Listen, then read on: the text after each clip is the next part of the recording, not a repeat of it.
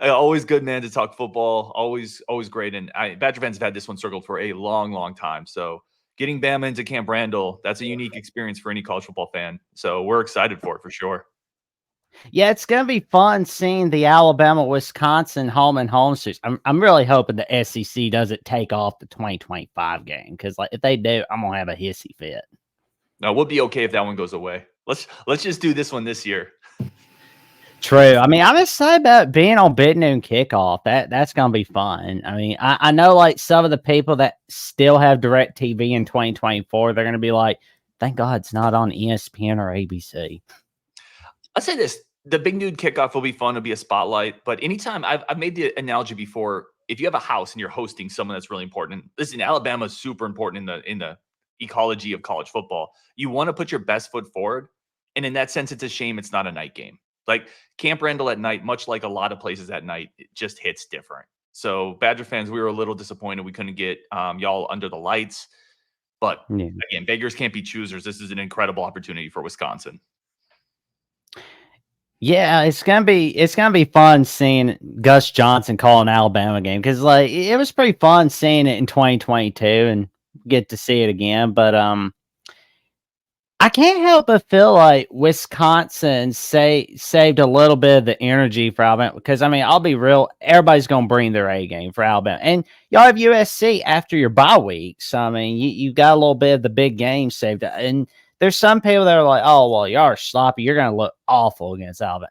Yeah, I'm not so sure about that because I've seen some of that way too many times. I mean, y'all came back against Western Michigan, and you had a good victory against South Dakota.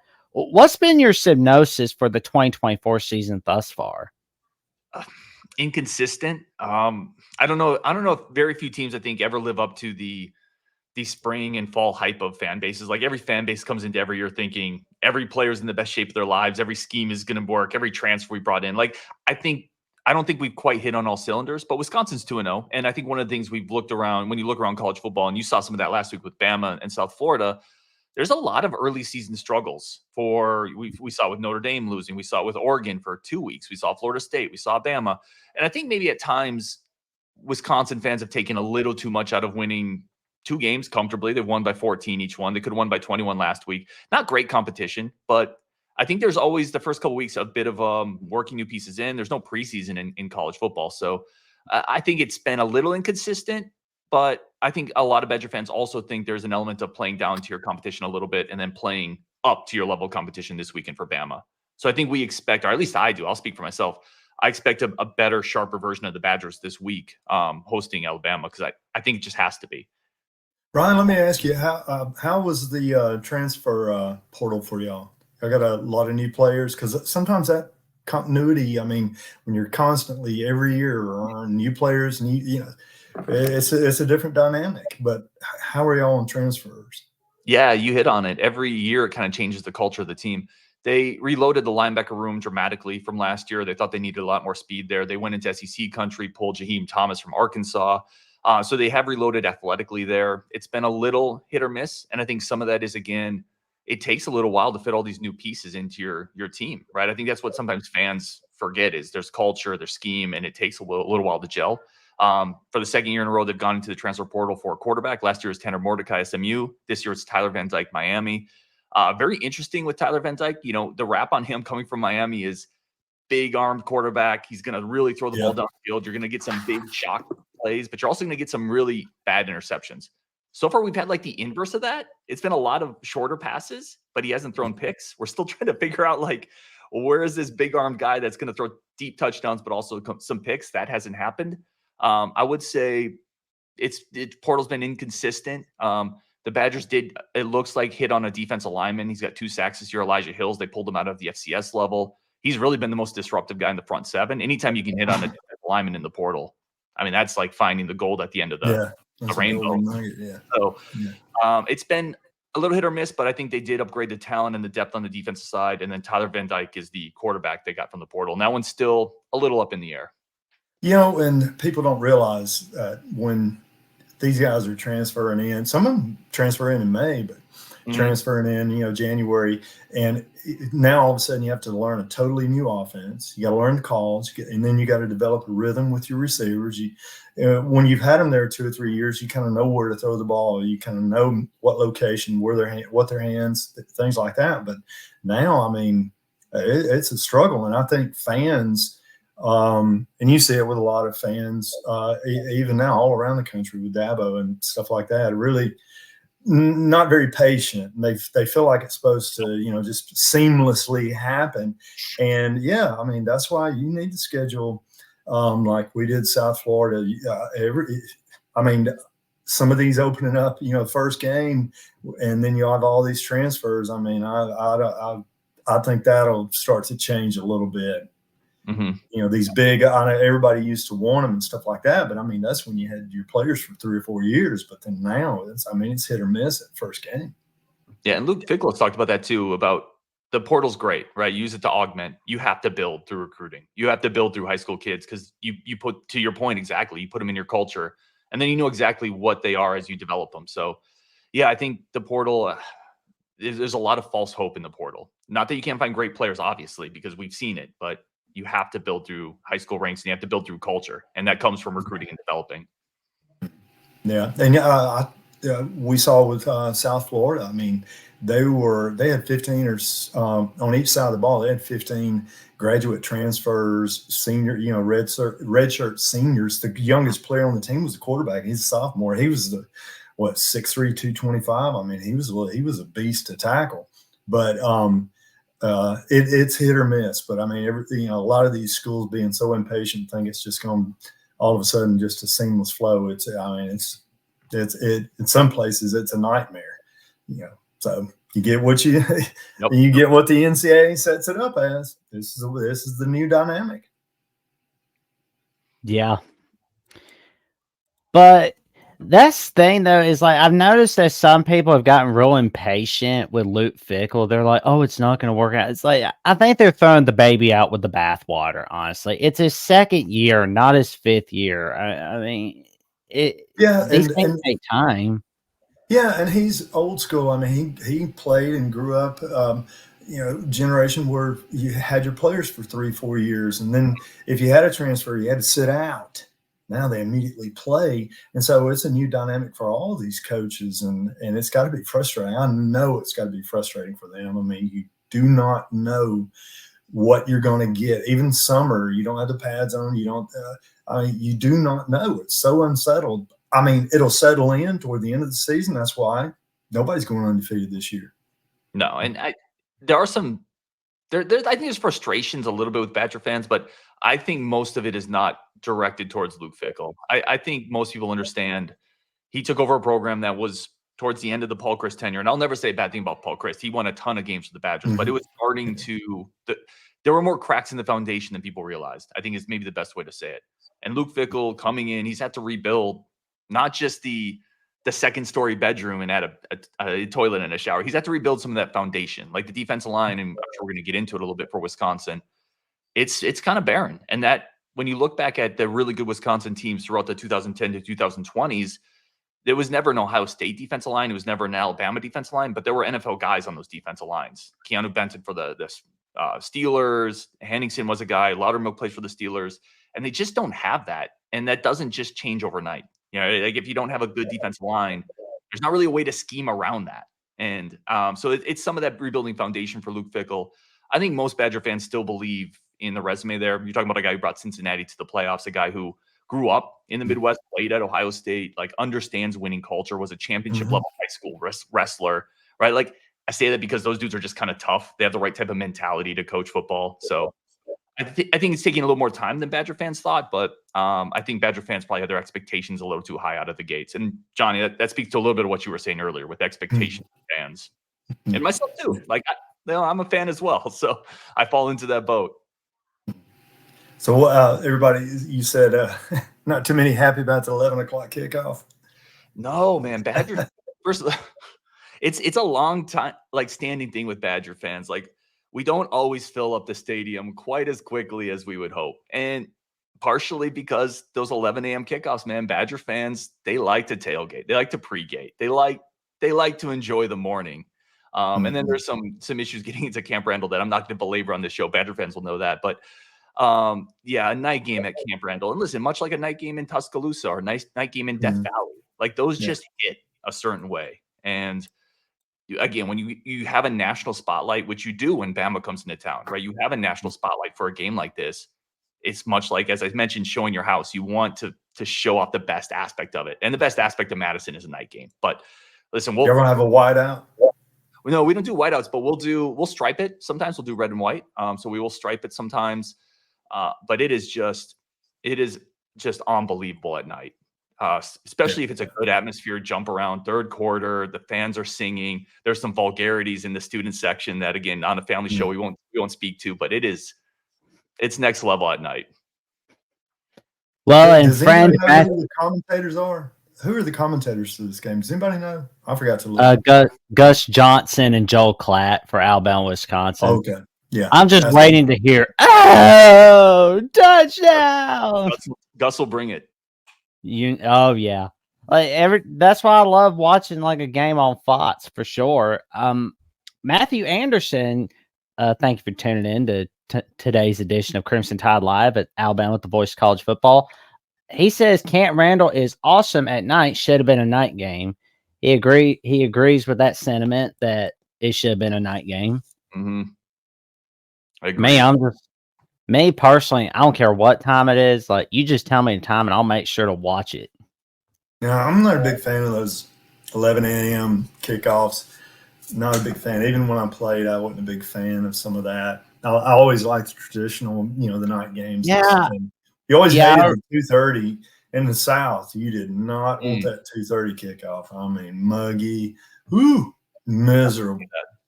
And then the worst was if you had a pop-up shower right before the game, and you go in the locker room and you come out, and then the steam's coming off the grass. Y'all still grass up there? Yeah. Well, they redid the stadium actually, so it's not grass. So they redid the stadium, so they're able to put heating elements underneath it. In anticipation of, obviously now there's 12-team playoff, you're able to host a playoff game.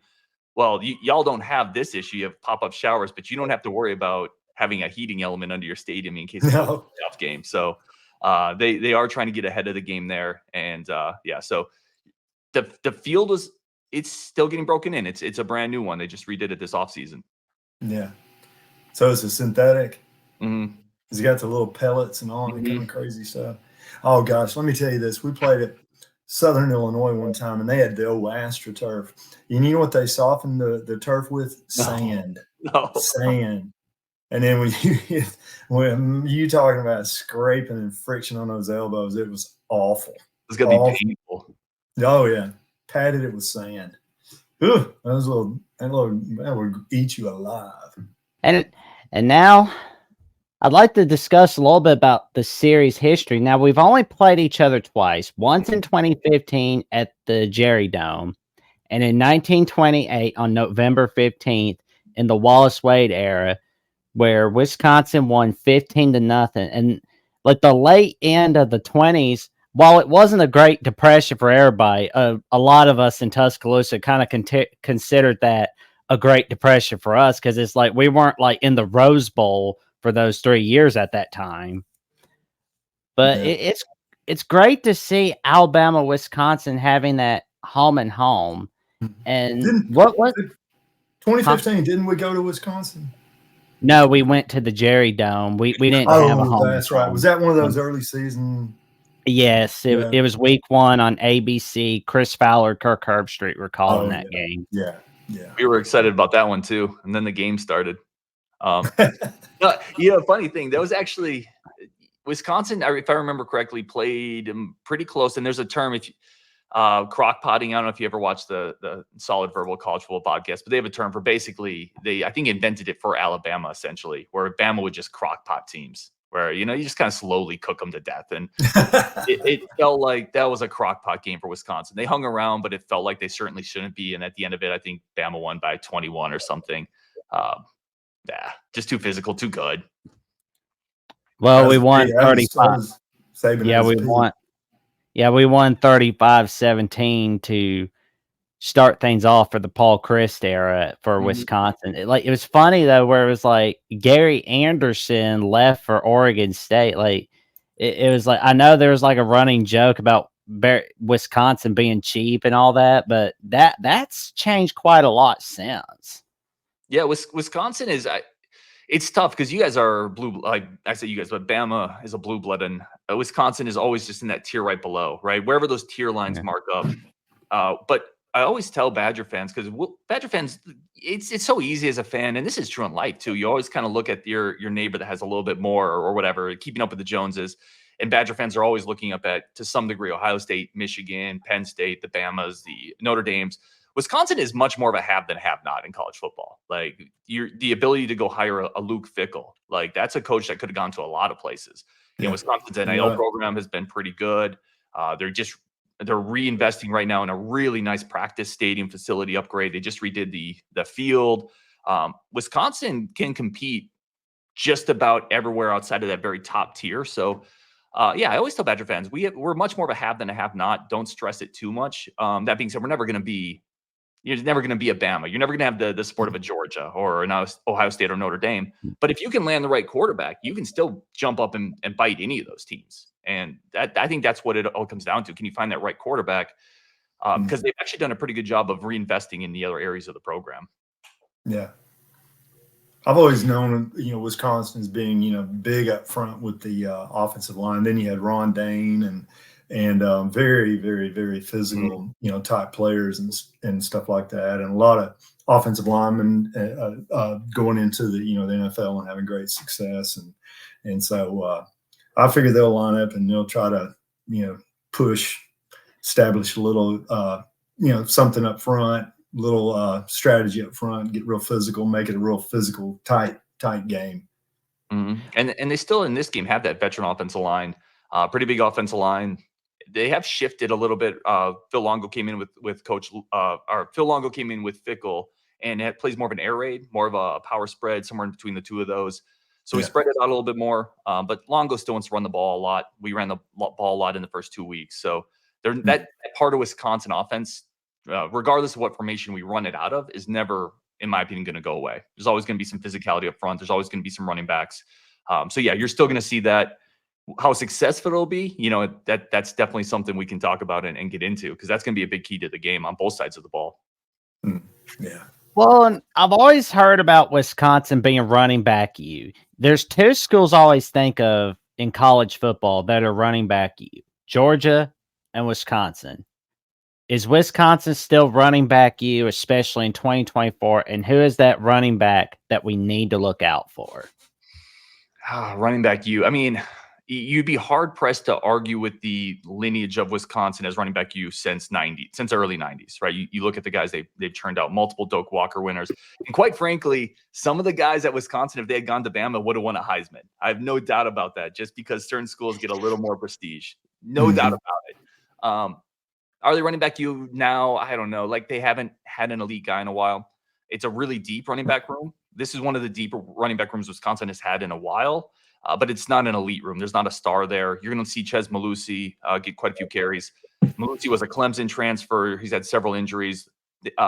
Solid starter, but he hasn't run very efficiently this year. He's at 3.83 yards per carry. It's been a little bit of a struggle for him. The guys behind him have actually been a little more productive. So you're going to see a running back rotation. It's going to be Tyree Walker if he's healthy. Johnny, speak to your earlier point, that's a guy that got out of the portal, big physical running back. And then underneath him, Cade Yakimelli has really been, and Matthew Anderson nails it here, Yak. He's really been a revelation to some degree for Wisconsin through the first 2 games. He's looked the best. He's looked more explosive, kind of a bigger back, slashing runner, good speed, not a ton of agility in space, he's not going to make a lot of people miss, but when he sees a hole, he hits it really quickly north and south. So you're going to see Cade Yakimelli. And then they have 2 freshmen, both 4-star guys. Wisconsin's really high on both of them. They both played last weekend. I don't know how much you're going to realistically see them in week 3. The future is bright for them. You're probably going to see mostly a Tyree, Ches Walker, and then Cade Yakimelli trio. Well, Ryan, I was going to tell you this. Alabama, what you're going to see with Alabama, you're going to see some speed. some physicality, but a lot of inconsistency right now. I don't know with regard to Wisconsin, but a lot of penalties, a lot of turnovers. But I mean, it's something that can be fixed, and it will be. I don't know if it'll happen this week, and they'll start piecing it and putting it all together. But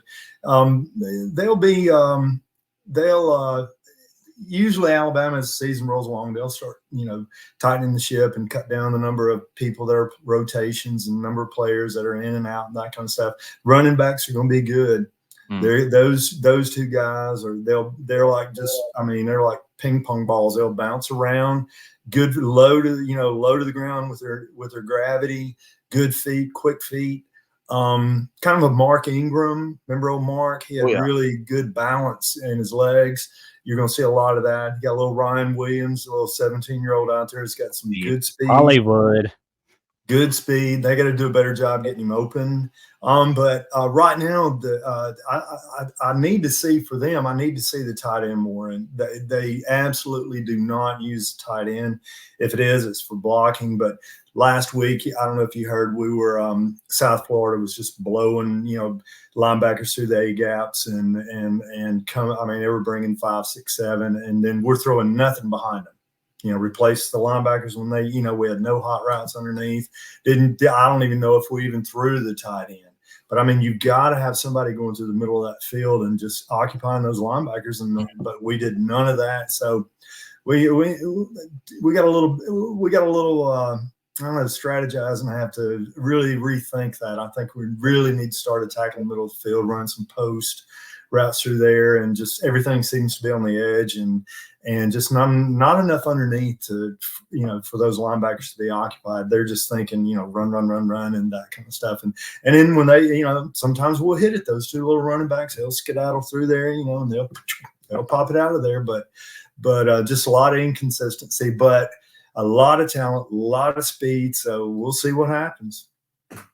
I think you should wait till week 4 to start attacking the middle of the field. Give it one more week. Oh, yeah. We need one of those like George, one of those Brock Bowers, and nobody could cover that guy. No, he was. He was big in the middle, great hands. He could run on the outside, and if we had somebody like that, but yeah, we need to get something through the middle of the field. Now we'll Georgia. That one will be a challenge for us, but it's also going to be a challenge for them because they'll be one of those lying in wait. Alabama will really bring something for Georgia, so that'll want to be interesting. But I hope we'll do a little. I don't know, start to figure out some things on offense. Well, I was watching, just kind of getting ready for this game this week, watching some of the running backs. Miller is really impressive. Jam Miller, really impressive. North south, like you said, good balance. And that's really been, and I would kick this back to you, that's really been a big question mark for Wisconsin is the rush defense. They've struggled at times. Both Western Michigan and South Dakota, which are not Alabama, have been able at times to gash Wisconsin in the running game between the tackles. I question, will Alabama and Coach DeBoer and this offense with some of those receivers, with Milroe, will they just be patient and just run the ball if they don't need to ever throw it? Will they stick to that? I don't know. They do very little RPOs. Usually it's a call pass, it's a call run. There's not a lot of optioning going on with regard to that. But I agree with what you're saying. They'll have to figure it out now. They'll have to figure it out real soon. What is the style? What are we going to bring? Are we going to be a power run it straight in your face?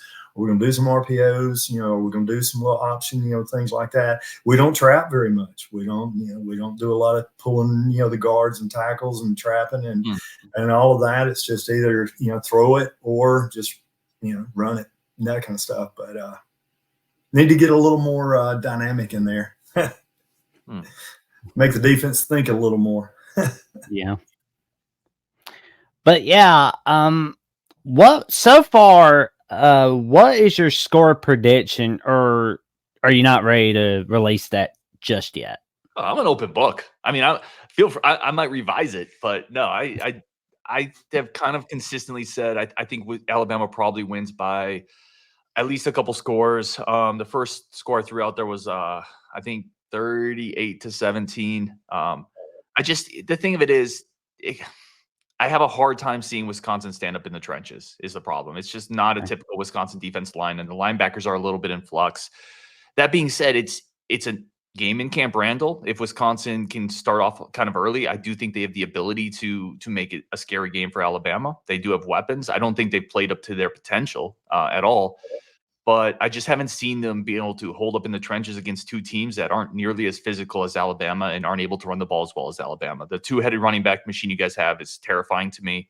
And you can swing them out on wheel routes, which we saw in film last year with Miller. The ability to suck those guys in and then hit them on down the sideline is terrifying. And then Milroe, when he runs, like the Badgers haven't had to face a physical mobile quarterback this year, and they've had trouble defending the run, right? So if that's another aspect they have to game plan for, I think that's the biggest worry for me is just stopping Alabama from playing bully ball down the field. And I don't know if they can do it. So I have Alabama by a couple touchdowns. Certainly hoping I'm wrong, and I will run half naked down the streets of Madison if I am. No, don't do that. You don't want to get arrested. Listen, I'll say this. This is a great opportunity for Wisconsin, right? You don't get chances like this that often. So who knows, right? Like that's why you play the games. On paper, Bama's more talented, but plenty of on-paper teams that have been more talented have gone on the road and lost. So I'm excited for it. I do think Bama has an advantage in the trenches, though, and ultimately that's a big deal. What do y'all picked out there in the Pac-10? What do y'all pick to finish? Middle of the pack right now. Yeah, Big 10. Yeah, Big 18 basically. Big 18. I mean, it's a super interesting conference where outside of a couple teams, there's a lot of flux. There's a lot of new quarterbacks. You have the 4 new West Coast teams. We have Alabama this week, obviously, but then we go to USC. So those things are going to start to shake themselves out. But most prognosticators have had Wisconsin right kind of in that middle group, right? It's that big tier of middle that nobody can quite figure out. Like, does Bama actually, or does Iowa actually have an offense this year? What does Nebraska look like? They just waxed Colorado, but we don't think Colorado's that good, probably. How is Wisconsin in year 2 a fickle? Is Northwestern on the right track after they bounced back surprisingly last year under the new coach? Greg Schiano has done great work at Rutgers. How sustainable is that? There's a big middle glob in the Big Ten, and I don't think people really know how that's going to shake out whatsoever. Well, and I've noticed anytime Wisconsin has had to go to Northwestern, it's always been sort of a scare for the. Yep, that head shake confirmed it right there. It's always a scare. Terrifying. I'm sorry I had to bring that up. It's just I'm making sure I bring my. Yeah, it's kind of like Alabama Auburn. I mean, you never know what's going to happen. Sometimes it's very rarely has anybody ever been able to pick and feel comfortable with an Alabama Auburn pick. I mean, it's just, and so I can relate to that. I told everybody at After Dark last year, when it was the week before rivalry week, they were like, "Oh, Auburn lost to New Mexico State. Oh, they're going to get beat down by Alabama." It's like, except one thing, we're going to be going to Jordan Hare. That's a scary place right there. Yeah, if they get in, and if they stay close, and which they were able to do, if they keep it close, it gets louder and louder and louder and crazier and crazier. And but anyway, this year it kind of worked. It kind of worked its way out. Well, and you never know in college football. Like that's the beauty of it, right? Like you just never know. I mean, I used to work at ESPN, and the very first game I did, I was doing the stat tracking, was the Michigan Appalachian State game. That was the very first game I did, and they stuck me on that game because they were like, well, nothing weird is going to happen here. Go get your feet wet. Yeah. Like App State shocks them. Like you never know in college football. So the first ever Big Ten game on the Big Ten Network on September 1st, 2007. Yep. Shocked them. Got them. And that Michigan team was like 5th in the country, 4th or 5th in the country. Got a bunch of pieces back. So you never know. And that's the beauty of hosting Bama. You get them. Listen, if you're a Badger fan, you get Bama week 3. You get them at home. Right, you get them year 1 in the post-Saban era. I mean, this is the time to take the swing at Bama. And I don't think nationally it would absolutely be an upset. Don't get me wrong. Like I'm not, but nationally, if Bama can't win into Camp Randall and it's a really tight game in the 4th quarter, I don't think anybody's going to be shocked. Like that's not going to be some shocking thing. So If you're a Badger fan, that's what you're looking for. Keep it close, right? See what happens. Yeah. See what happens. You probably got to win the turnover Crazy battle. things happen. That's for sure. That's what I would do. Keep it close. Yeah. Keep it close, and then hope. Listen, we all know this. If it's a close game in the fourth quarter, balls can bounce a weird way. You get a tip ball, a blocked field goal. Well, let me ask you this: how fast are you at your receivers? Got a lot of speed. Next question. What else do we got? Okay. Well, I will say, I was going to ask you next, Johnny. What's your score prediction for Alabama, Wisconsin? I think there's going to be some big plays. I think Alabama's going to pop a couple, but I'm not ready to say Alabama hadn't found its groove, its identity.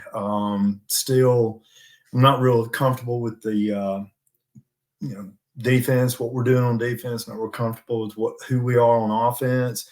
And it's kind of hit and miss, and there's nobody's figured it out. I don't even think. Well, I know they haven't figured it out, so I would say I think Alabama will cover the spread. I don't know about the over under 50. I think Alabama. I think speed will really help, and the big part of that speed is going to be Milroe. I think if he breaks loose a couple of times, I mean, gosh, the last few games, I mean, he's always going to pop one for could be 50, 60, 70. And I mean, that guy's, I mean, he's blazing. I mean, he is fast. So I would say Alabama's going to cover the spread, but I wouldn't go with the over under. I don't think there's going to be 50 points. I think it's going to be a lot less than that. Well, and friend of Alabama, the Voice of College Football and the Voice of College Football, Sports Talk with Austin said Wisconsin almost lost to Western Michigan, so I'm very cautious on Wisconsin. Playing a little rope-a-dope. That's what it is right there. Playing a little rope-a-dope. Yeah. Like I said, I think you look around, and we were having this discussion. We have a Locked On Badgers Discord, and we were talking about it. And we hit on this a little bit at the beginning, but I do think we're in an era of college football with so many transfers that a lot of teams have struggled early, right? And I think that just might be some of the new norm with college football. And it is. You're right. Yeah, you might hit one early and lay a duck, lay an egg later. But yeah, it's hit or miss. I mean, you're going to see some of these teams that had the big upset turn around and get upset. And it's going to be, but yeah, I agree exactly what you said there. And if you like top-notch Wisconsin takes, go to Locked On Badgers Discord, and you can get some of the insider knowledge on Wisconsin, especially when you're making picks. I bet with my heart, though, don't listen to my picks. There's sharper guys in our Discord. I will always take Wisconsin to cover, so don't listen to me. Homer. Yeah. I mean, he's a homer. I am unabashedly. There you go. Me too. Oh, man. There you go. So, I mean, it's a huge win to see Alabama. Hey, Ryan, I'm sorry to interrupt. Ryan, I was saying this. Saban's they're probably going to have, college football in Tuscaloosa next week for Georgia. I want to see what Saban. I want to see his pick. Yes. In Tuscaloosa at Saban Field. That'd be awesome. Because he keeps saying, "Well, you got to go through Georgia." That'd be awesome. I love it. I can't wait to see it. I'm hoping that Bama players are looking ahead to that one. They could be. We don't know yet. I don't think they will be. I think they're going to be focused on Wisconsin. Yeah, because I mean, like a lot of them are Saban guys, so it's like Saban sees him looking ahead. He's going to be mad. Mm-hmm. He's going to be like, "Oh, right, I'm not the coach anymore. I work at College Game Day." He's going to say, "You better not lose your butt to Georgia at Saban Field, by gosh." Yeah. Oh, that's what he says. And of course, I'll put that bulldog head. I think I'm going to be there and rip it off his. That's awesome. Oh, man. I remember in 2008 where he was yelling at the Georgia Bulldog, said, "That dog is ugly. Give me this thing here." And he's got the outfit on. Yeah. That was a classic. But he's been lucky this way. He picked who was it? Well, he did pick Texas. Who was it the week before he picked? No, he picked Fighting Irish. Remember, he came out. He dressed up as an Irishman. Leprechaun. Yep. So he's been hitting it. Oh yeah. It's always fun watching them pick games for sure. I mean, it's like not too crazy about College Game Day lately, but I mean, I always want to see what Lee Corso is going to pick, like which Yeah, it was fun mascot. watching him do the little whoosh with Auburn. How'd that go for you? It's one of the iconic parts of college football the last 15 years is that show and that set and Corso. Yeah. Bless his heart. I hope he stays as long as he can. Bless his heart. He's been coaching. I've never known football without him. Yeah, same. It's been, yeah. Well, and as for me, I think I'm going to go with Alabama 28, Wisconsin 20. That's going to be my final score. I'm gonna, how much you got? How much you got in your pocket right now? I'll take that one. How much I you don't got have in much. your pocket, big boy? I'm gonna take. I don't have I ain't a much at the betting guy, but I'll moment. take that one. 28-20. Okay. I think it's going to go under 51.5. I feel like it's going to go under that total. Okay. One Okay, interesting voice of Alabama football. Yeah, one interesting thing to see in this game is the Badgers are really high in their secondary. So I'm gonna be curious to see how much island they're willing to play with guys like Williams. So I think you're gonna have to commit guys to the box.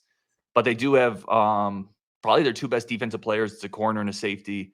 The entire 5 secondary guys are redshirt freshmen. I mean, redshirt seniors or seniors. It's really a really veteran group. Rico Holman, their cornerback, had 7 picks last year. Week 1, Western Michigan didn't even target him, didn't even throw him the ball. I'm curious. I think this might be the game where they get a little risky on the edges. They say we're going to play straight man and we're going to put an extra guy in the box because the run game is the Badgers' weakness. So I'm curious if Bama's going to. You mentioned they didn't really throw it past, throw it deep as much last week. If they didn't really push the ball quite as much, I'm curious to see if there's some shots there and if the Badgers are willing to play more man. Yeah, I mean, it'll be interesting to see what happens with Alabama, Wisconsin this Saturday. I mean, I know this Saturday looks like a sloppy slate for some people, but honestly, just because it's a sloppy slate does not mean upsets won't be coming. Like on Game of Thrones, where winter's coming, well, upsets are coming. There's never. Who do you follow Alabama with? Who's after Alabama? Remind me. We have a bye and then we go to USC. Okay, well that's good for you. Yeah. So theoretically, again, like if you were to game this out, if Wisconsin is able to spring an upset, again, just go with me here for a second. Then you get a bye, and then you get a go. I mean, Wisconsin heading to USC could end up being a tremendous game if Wisconsin is able to somehow kind of spring this upset here. So there's a lot riding on this for Wisconsin as well.